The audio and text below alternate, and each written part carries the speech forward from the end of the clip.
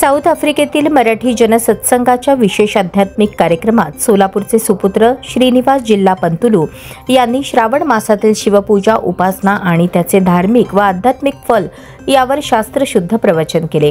जगद्गुरू रामानंदपीठ वेद पाठशाळेचे विद्यार्थी आणि काशी हिंदू विद्यापीठ बनारस येथील वेद विभागात शिक्षण घेत असलेले तसेच पद्मशाली समाजाचे एकमेव आंतरराष्ट्रीय पातळीवरील वेदोपासक पुरोहित म्हणून परिचित असलेले श्रीनिवास यांनी शिवपुराणातील विविध संदर्भ देत श्रावण महिन्यातील शिवपूजेचे महत्त्व, पूजा कशी करावी, कोणते मंत्र प्रभावी आहेत, व्रताचे नियम काय असावेत याचे सखोल मार्गदर्शन केले।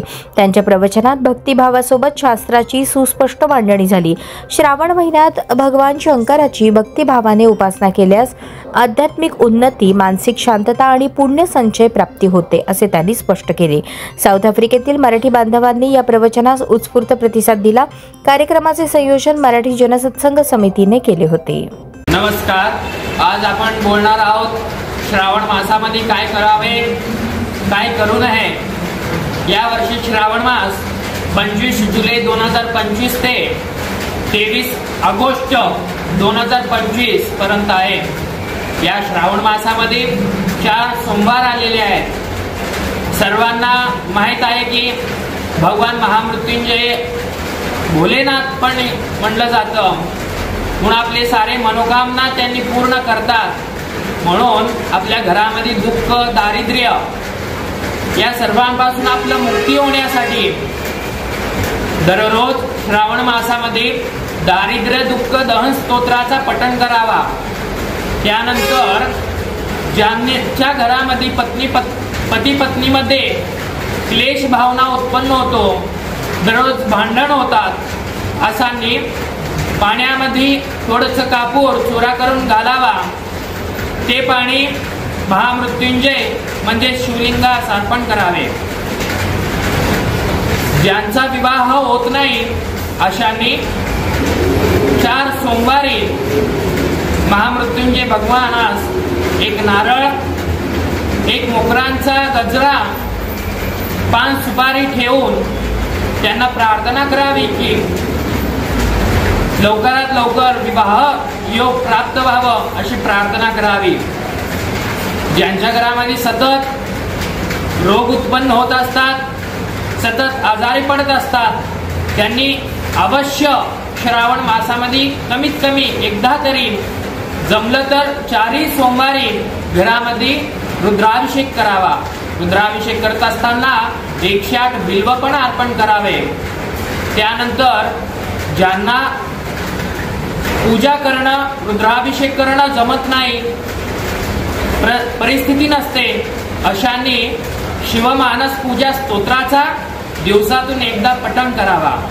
त्यानंतर ज्यांच्या घरामध्ये सतत किरकिर होत असतात, भांडण होत असतात, अशांनी घरामध्ये दररोज सकाळी शिवपंचाक्षर स्तोत्राचा पठण करावा। आणि ज्यांचा तब्येत सारखं खराब होत असतो, ज्यांनी आजारी पडत असतात, त्यांनी शक्यतो पूर्ण श्रावण महिन्यात प्रत्येक दिवशी 16 माळ ओम नमः शिवायचा जप करावा।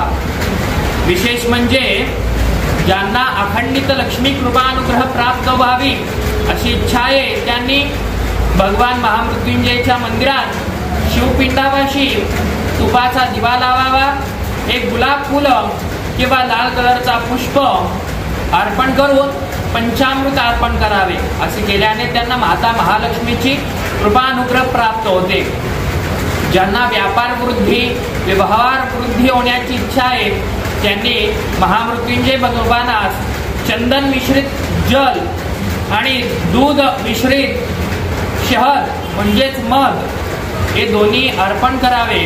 असे केल्याने व्यापारमध्ये, व्यवहारमध्ये जे काही अडथळे येत आहेत ते निवारण होतात। विशेष म्हणजे ज्यांना कामामध्ये संकट येतात, ज्यांच्या कामामध्ये विघ्न येतात, त्यांनी महामृत्युंजय भगवानास दररोज एक लाल कलरचा पुष्प, थोडंसं गुळ, खोबरा आणि मध आणि जल यांचा मिश्रित करून शिवलिंगास अर्पण करावे। श्रावण महिन्यात जेवढं होईल तेवढं मोक्ष प्राप्ती होण्यासाठी ओम नमः शिवाय जपचा स्तोत्र जप करावा. शंकराचे जितके स्तोत्र आहेत त्यांचं पठण करावा. असे केल्याने भगवान महामृत्युंजयांची आपल्यावर सतत कृपा आशीर्वाद राहते. आयु आरोग्य ऐश्वर्य प्राप्त होते.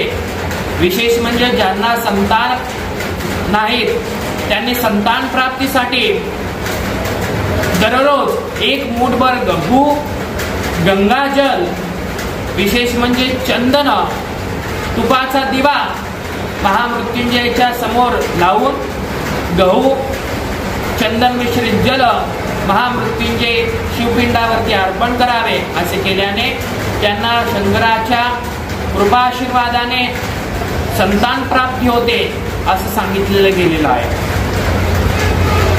आपल्याला लक्षात ठेवायचं आहे की महामृत्युंजय भगवानाचे एक नाव पशुपतीनाथ पण आहे. म्हणजेच कृमी, कीटक, पशुपक्षी यांचे अधिपती, यांचे मालक, यांचे पिता समान आहेत महादेव. म्हणून आपण या श्रावण मासात अभक्ष्य भोजन, मांसाहारी त्याग करावा. आणि विशेष म्हणजे ज्यांनी म्हणतात की अंडा शुद्ध असतो त्यांनी पण लक्षात ठेवावा की अंडामध्ये एक जीव असतो. त्या जीवाचा हत्या करून महापाप आपल्याला लागू नये म्हणून